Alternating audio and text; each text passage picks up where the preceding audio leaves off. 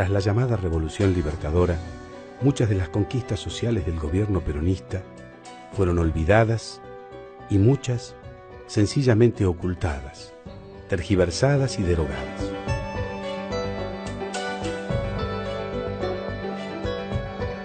Después de bombardear al pueblo desarmado, el general Aramburu y el almirante Rojas se encargaron por decreto de expropiar y concentrar toda la documentación del gobierno peronista. Libros, folletos, discursos o decretos que mencionaran la maldita palabra Perón fueron ocultados y secuestrados, así como lo hicieron con el cadáver de Evita durante 16 años. Creyeron que el pueblo lo iba a olvidar y a juzgar como tirano. No solo el pueblo no lo olvidó, sino que fue a ellos a quienes juzgó, volviendo a elegir a su líder como presidente de todos los argentinos. Pero otras dictaduras asolaron al país. Tuvieron que pasar 60 años para que se votara una ley que reconociera otra verdad histórica. Un acontecimiento que hasta hoy había permanecido en las tinieblas de la historia.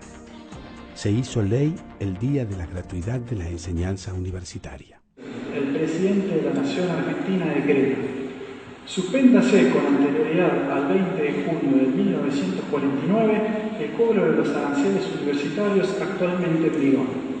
El presente decreto será refrendado por los señores ministros, secretarios de Estado en los departamentos de Educación y de Hacienda de la Nación. Comuníquese, publíquese y anótese. Juan Domingo Perón, presidente. Normalmente en la República Argentina en nuestra época había 4 millones de población estudiantil. De esos 4 millones, solamente 300.000 hacían los estudios secundarios. De manera que de la escuela primaria a la enseñanza secundaria ya había un descarte de 3.700.000 muchachos. De esos 300.000 iban a la universidad nunca más de 100.000 en todas las universidades. De manera que ya en esa etapa había otro descarte de 200.000.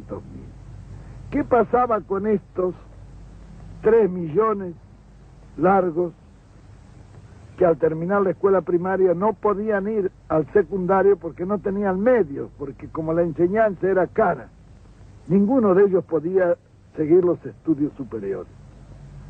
Y estos iban a los potreros, que eran las escuelas de delincuencia más conocidas. Y nosotros no tuvimos delincuencia infantil. ¿Por qué? Porque en Buenos Aires más de 50.000 muchachos tenían sus clubes. Esos clubes los hacía el Estado y se lo entregaba a los vecinos que lo administraban y lo llevaban adelante.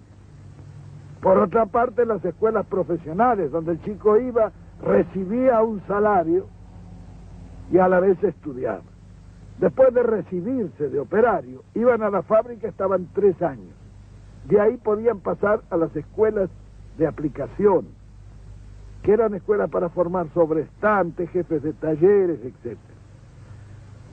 Después de estar allí, iban nuevamente a la industria y estaban 2 o 3 años, y entonces tenían derecho a ingresar a la Universidad Obrera, de donde salían ingenieros de fábrica en cada una de las grandes especialidades de la industria. Eso fue para la masa. Es decir, en esto se contempló un panorama de conjunto y se hizo la conquista más grande, fue que allí la universidad se llenó de hijos de obreros, donde antes estaba solamente admitido el oligarca, porque la forma de llevar al oligarca es poner altos aranceles, entonces solamente puede ir el que lo paga. Nosotros suprimimos todos los aranceles. Para la universidad no había ni derechos de exámenes ni nada, era gratis, totalmente gratis, el Estado pagaba eso. De manera que tanto el pobre como el rico podía ir. Era un crimen que estuviéramos seleccionando materia gris en círculos de 100.000 personas cuando lo podíamos seleccionar en 4 millones, que hubieran salido más abundantes. Ese cambio se produjo un 22 de noviembre de 1949, fecha en que Juan Domingo Perón suprimió todos los aranceles universitarios y permitió que todo el pueblo pudiera acceder a la educación superior. Pese a los muchos e importantes cambios que produjo la reforma de 1918, no hay en el cuerpo de la misma mención alguna a la gratuidad universitaria. ¿Será por una confusión histórica que muchos están convencidos de que la gratuidad universitaria había comenzado con la Reforma? El 22 de noviembre de 2009 se conmemoró en la Honorable Cámara de Diputados el 60 aniversario de la gratuidad universitaria.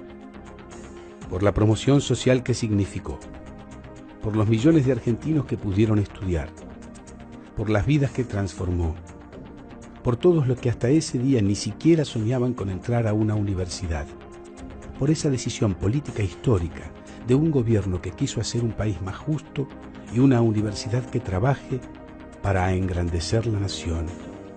Hoy celebramos el día en que la universidad se hizo pueblo.